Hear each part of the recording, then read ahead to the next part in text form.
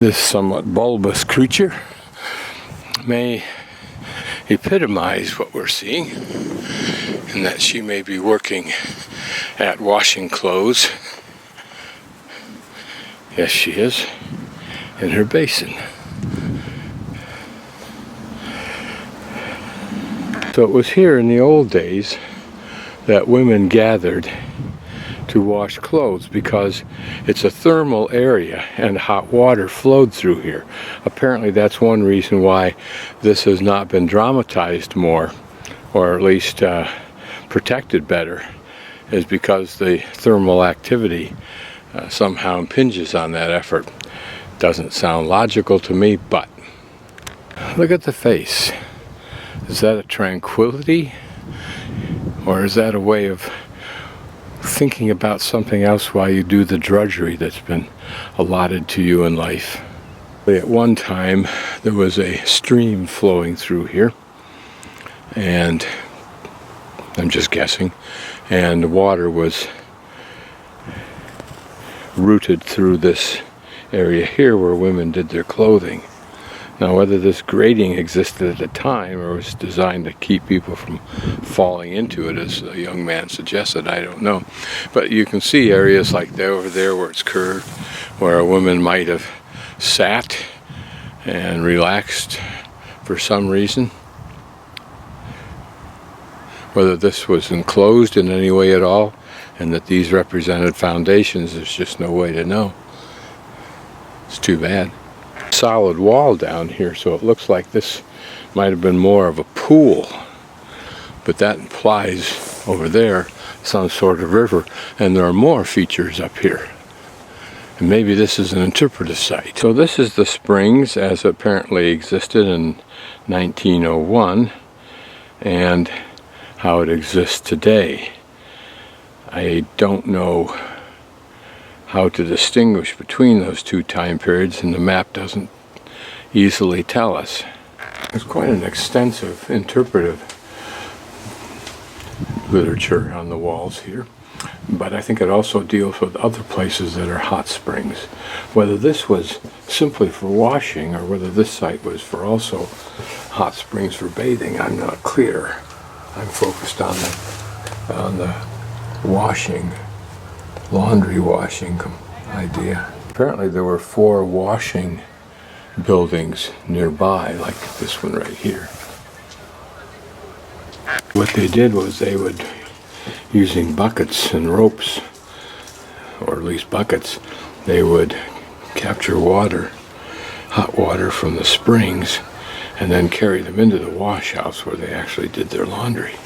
These devices they're using apparently are called the wash cudgel, the oldest laundry utensil known in Iceland, in use from the 19th century down to the 20th century, until washboards came into use. It was thought that such washboards damaged clothing, so they were only used for rough clothing. Cudgel meaning they slapped the clothes with those, like some women, some countries use rocks, I believe. In the old days, women would carry their laundry on their back 3 kilometers. Occasionally, the wealthier people would use their wagons. More often than not, they would have their hired people carry it so they wouldn't tire their horses.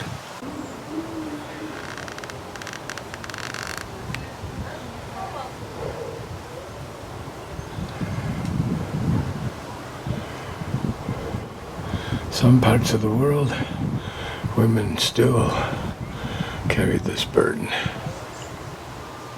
Days of tourism, this is one of the most popular sites in Reykjavik, and wealthy people, who are tourists by definition, would be sharing the same water and the same places with the common folk of Reykjavik who were doing their clothes. Finally, at the end of the 19th century, and by the 1930s, there were 2 lamps that lighted the springs. So I assume what this woman is doing is reaching down through the grating to pull up a bucket of hot water that she then can carry up into the wash house. It was not unheard of that women were seriously injured or died in the process of using the springs, either in walking to the springs or back. One woman drowned, another woman fell into the water and died from burns. Another woman died with a child inside of her.